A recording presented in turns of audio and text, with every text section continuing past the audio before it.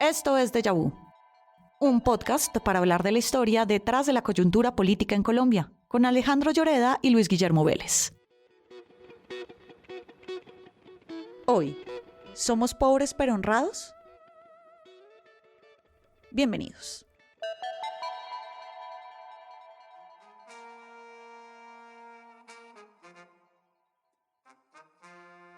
Simón Bolívar, libertador presidente, teniendo presente que una de las principales causas de los desastres en que se ha visto envuelta la República ha sido la escandalosa dilapidación de sus fondos por algunos funcionarios que han invertido en ellos, que el único medio de extirpar radicalmente este desorden es dictar medidas fuertes y extraordinarias, he venido en decretar y decreto. Artículo 1. Todo funcionario público, a quien se le convenciere en juicio sumario de haber malversado o tomado para sí de los fondos públicos de 10 pesos para arriba, queda sujeto a la pena capital. Este es el decreto del Libertador de 1824, decretando la pena de muerte para los corruptos.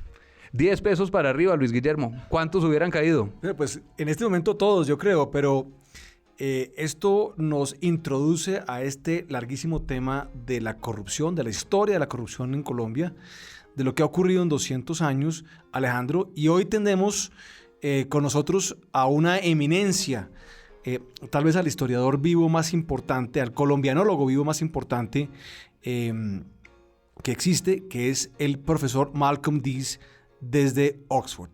Yo soy Luis Guillermo Vélez. Y yo soy Alejandro Lloreda y bienvenidos a Déjà Vu. Profesor, Bolívar tuvo que haber estado muy preocupado para dictar un decreto con una pena tan drástica, pena de muerte para los corruptos. ¿Había mucha corrupción en la República en esa época o era más la percepción de la corrupción? Y la pena de muerte para los que dilapiden los fondos públicos. Claro que, hasta que yo recuerdo, nadie sufrió la pena de muerte que Bolívar está ya decretando. No. Y lo que eso es frente al escándalo del préstamo grande que hizo la Gran Colombia en Londres. Yo no sé, 2-3 millones de libras, un préstamo muy grande para este tiempo. Que eso fue parte de la causa de un gran crash de la bolsa en Londres. Fue producto de ignorancia. Los que prestaban no tuvieron una idea nada clara ni nada cierto de los recursos de la Gran Colombia. Los que tomaron prestado tampoco eran muy sofisticados. Bueno, Alejandro, hay que decir que el doctor Francisco José Sea se paseaba por Londres en un carruaje con 6 caballos y vivía como un duque, y tal vez eso le preocupó un poquito al libertador Simón Bolívar y por eso decide aquí desde la ciudad de Bogotá tal vez proferir este decreto tan draconiano. Profesor, uno de los grandes escándalos de mediados del siglo XIX o de la segunda parte del siglo XIX fue el escándalo o el affair Cerruti. Quien era un comerciante italiano que vivía en el estado del Cauca en ese momento, que tenía muchas conexiones políticas, y esta persona, pues con esas conexiones políticas, hacía negocios inclusive de importar y venderle armas a los liberales del estado del Cauca, inclusive también les recibía los bienes cuando había algún tipo de conflagración civil. Y resultó este tema de Cerruti involucrando eventualmente al gobierno italiano, al Reino de Italia y tal vez nuestro primer incidente con cañoneras extranjeras pidiendo el pago de una indemnización. El affair Cerruti fue un ejemplo de lo que llamaron en el siglo XIX el gunboat diplomacy, que era el cobro de deudas con cañoneras extranjeras, pero Colombia tuvo la buena fortuna de que Cerruti era italiano y no británico, porque cuando los italianos trataron de llegar al puerto de Cartagena a someter al gobierno para el pago de la deuda, pues no eran tan buenos marinos. Creo que alguno encalló en Boca Grande y eso terminó en un arreglo. No, sí, terminó en un arreglo que además, Alejandro, pues fue un pleito eterno y pues tocó al final pagarle al señor Cerruti. Profesor, cuéntenos un poco qué fue lo que pasó con Cerruti y qué tan importante realmente fue este escándalo a nivel de corrupción, o fue más bien un tema, digamos, político, un tema un poco magnificado por las circunstancias. Cerruti prestaba la bandera italiana en la guerra civil de 85 a varios ricos del valle. Y lo que pasó es que Cerruti estaba al lado liberal, ganaban la guerra los godos y saqueaban las propiedades de Cerruti. Y Cerruti tuvo que fugarse del país. Cerruti después hace un reclamo. Eso era común. Después de las guerras civiles, los extranjeros que sufrieron en sus bienes reclamaban compensación del gobierno colombiano. Pero el resultado final fue un poco antes de la guerra de 2010. Y entonces el pobre gobierno colombiano, que estaba en muy mala situación, tuvo que pagar para deshacerse de ese problema. Pero era también en términos del monto, mucho ruido y pocas nueces. Profesor, y vamos llegando entonces ya al final del siglo XIX, llegando a la regeneración. Y en la regeneración sí sucedieron varios escándalos de corrupción. Estaban los temas de las rentas departamentales, estaban los temas de los monopolios de aguardiente, pero durante la presidencia de Marroquín habían varios escándalos o rumores de corrupción. De hecho, hay una anécdota que dicen que Vargas Vila, el escritor y pamfletista, decía que Marroquín produjo unos libros que no se vendieron, pero un hijo que se vendía mucho. Pero usted me corrigió, profesor, que eso no se refería a Marroquín, sino a otro político de la regeneración. Lo que sí es cierto, Alejandro, es que Lorenzo Marroquín fue un personaje muy controversial. Abundaban rumores sobre su inmoralidad y acabó construyéndose pues un castillo estilo escocés a las afueras de Bogotá, en Chía, que todavía existe, que se conoce como el Castillo de Marroquín. Entonces tal vez de esos chismes pues había algo de cierto, porque no cualquiera se puede construir un castillo. En una Colombia tan pobre, imagínese, Luis Guillermo, que los hijos de Uribe hubieran terminado con un castillo en Medellín. ¿Qué diría la gente? No, pues sería un escándalo, como fue efectivamente un escándalo lo que hizo Lorenzo Marroquín, y aquí tal vez sí no estamos frente a un escándalo chimbo o magnificado políticamente, sino frente a unos hechos reales de corrupción. El señor Marroquín controlaba el bodegaje y el transporte en el Magdalena y cobraba a los mercantes y los exportadores y los importadores, porque controlaba en esos tiempos de emergencia eso. Lorenzo Marroquín hizo el famoso Castillo Marroquín, ese castillo medio escocés, medio criollo, que está allá en la zona. Es interesante en este cuento porque es el único estupidez grande de un rico, de riqueza, si quiere, tal vez mala vida, que existe. Claro, sí, claro.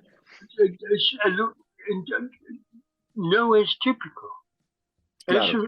Eso de la modestia de las riquezas del país.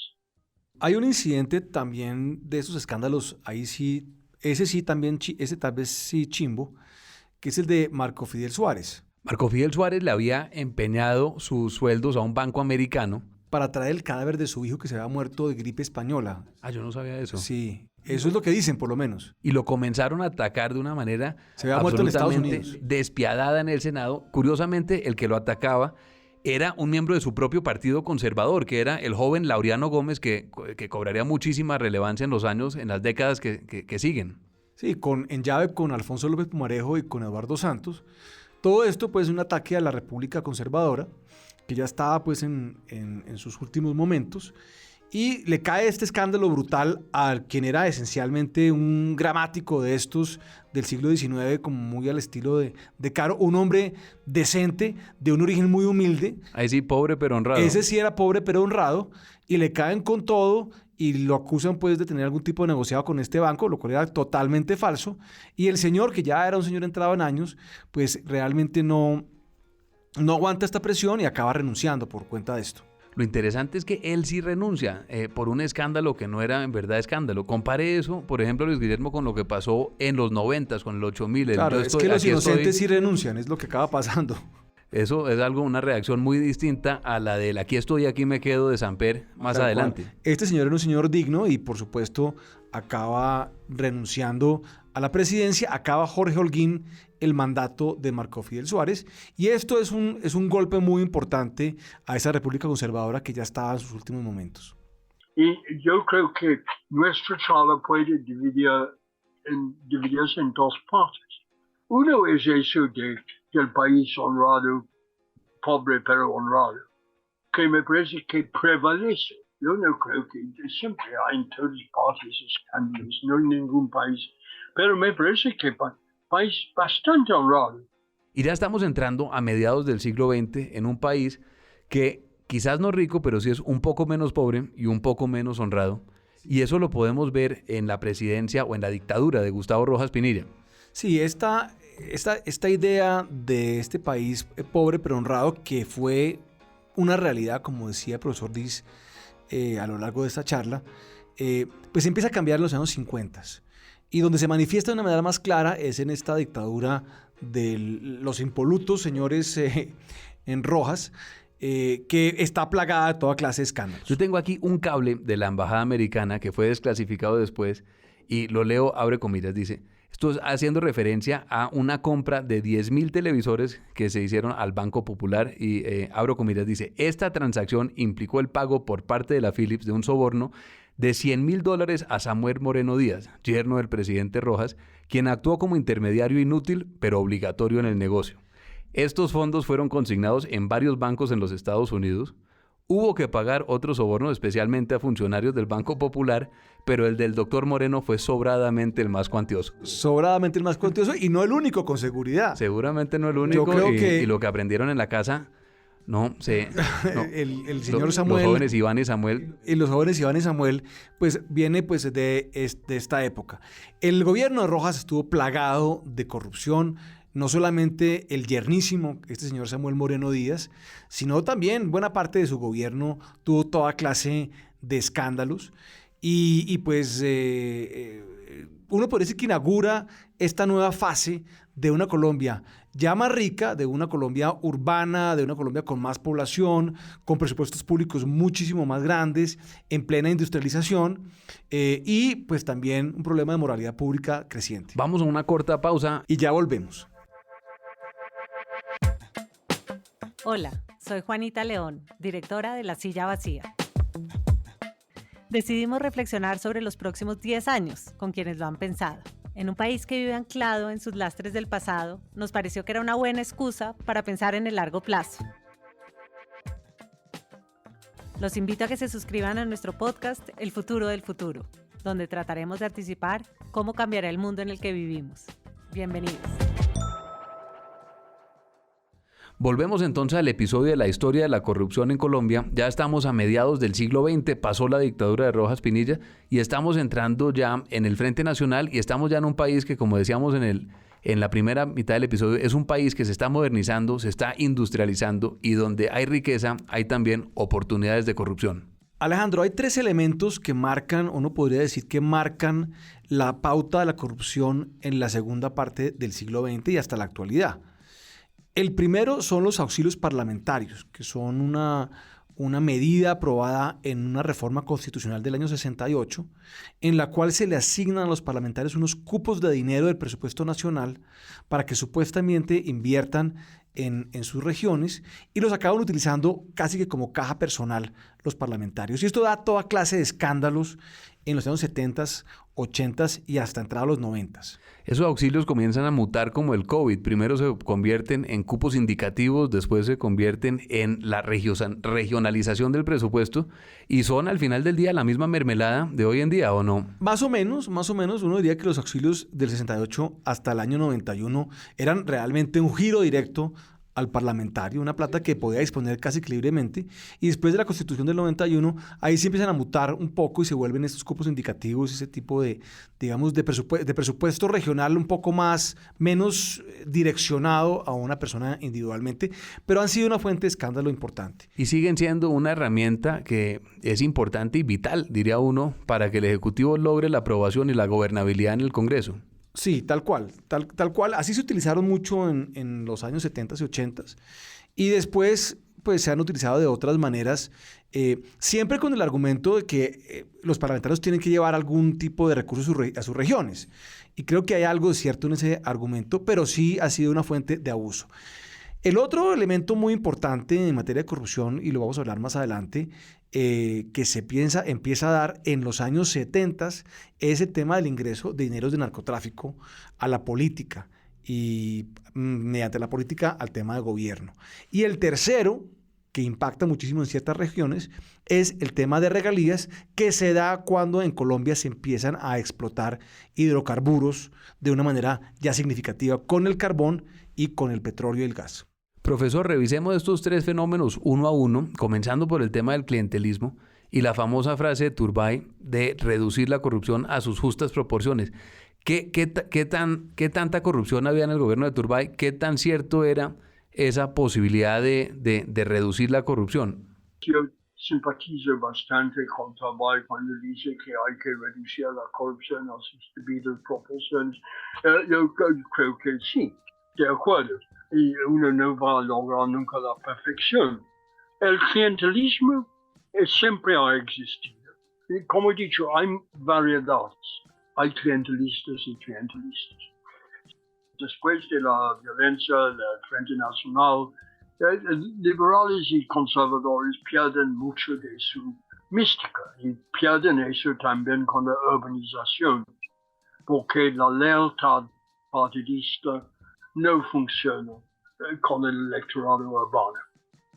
Si la gente invierte millones y millones en hacerse elegir concejales o lo que sea, es que es iluso pensar que no van a recuperar su inversión. Yo no creo que la gente puede corromperse en una cosa sin que eso llegue a otras cosas. Un juez que recibe un coima, un bribe, es un juez corrupto. Probablemente entonces es un juez corrupto en todo. Claro. También otro de los problemas intelectuales que uno tiene es que ningún país es totalmente corrupto, porque eso no es funcional para los corruptos. Los corruptos necesitan cierta cantidad de gente honrada. Yo he escrito en mi libro sobre Barco, por ejemplo, que a mí me pareció muy importante que Barco no cedió al cartel de Medellín. Era un ejemplo moral, ¿no? El tipo no cedió. Muy importante. El 8000 puso tal vez cierto límite.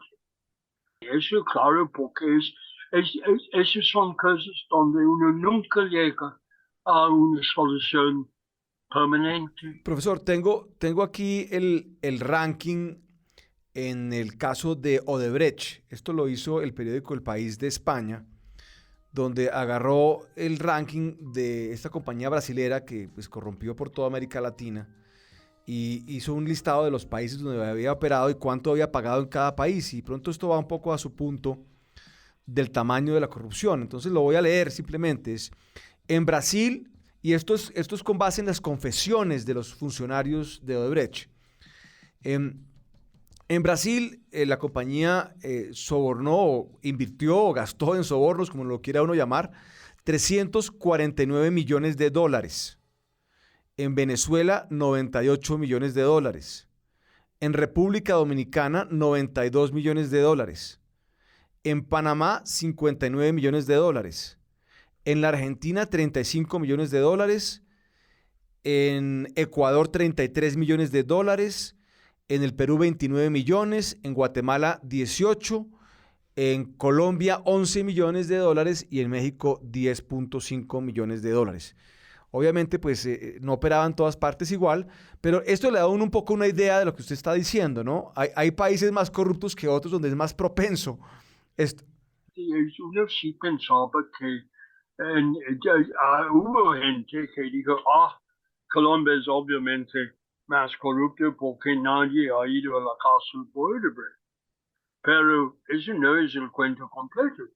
Y a mí me parece también que cuando yo pienso en los cacaos, el Grupo Aval, Santo Domingo, bueno, los cacaos, yo no tengo una impresión de que yo creo que son prudentes y honrados, básicamente.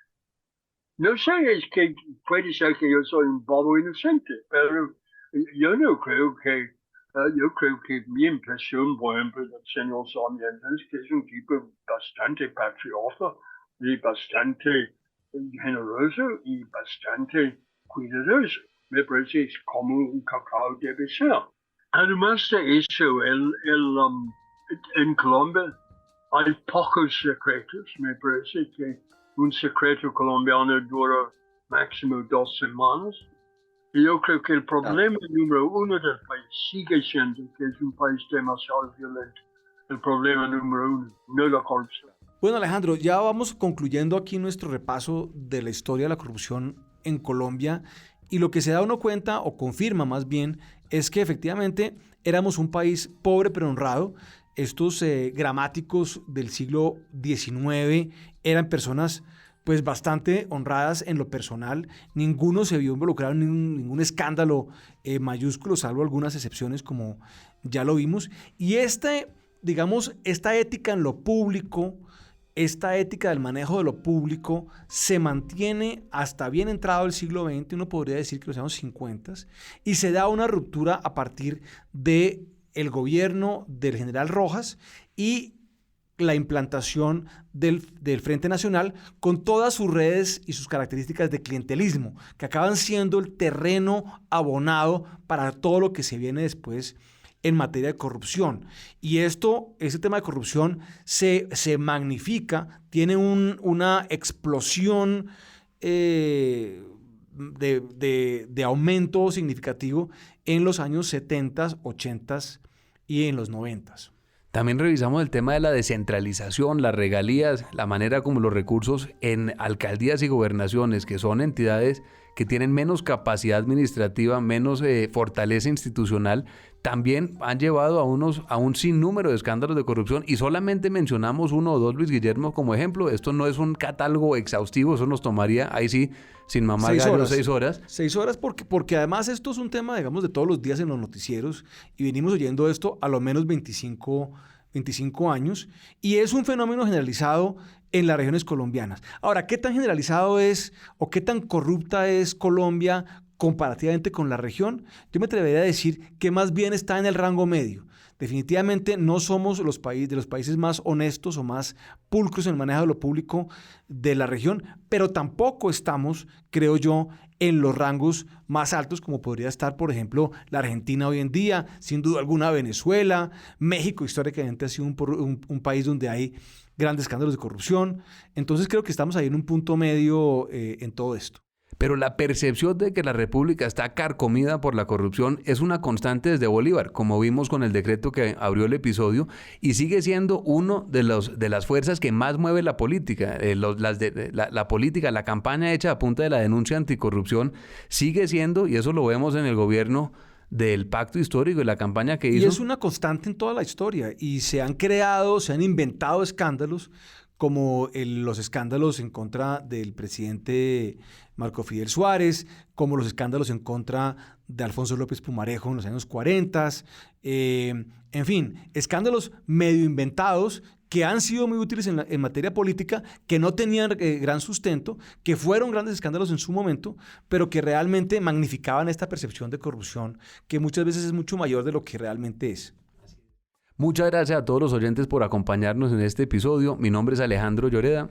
Mi nombre es Luis Guillermo Vélez. Profesor Malcolm Diz, muchas gracias por acompañarnos en este episodio, darnos sus luces, su conocimiento tan extenso y tan profundo sobre la historia colombiana y este tema, pues, que es sin duda alguna muy interesante para todos los oyentes. Ha sido un placer ese tema que sí es muy importante.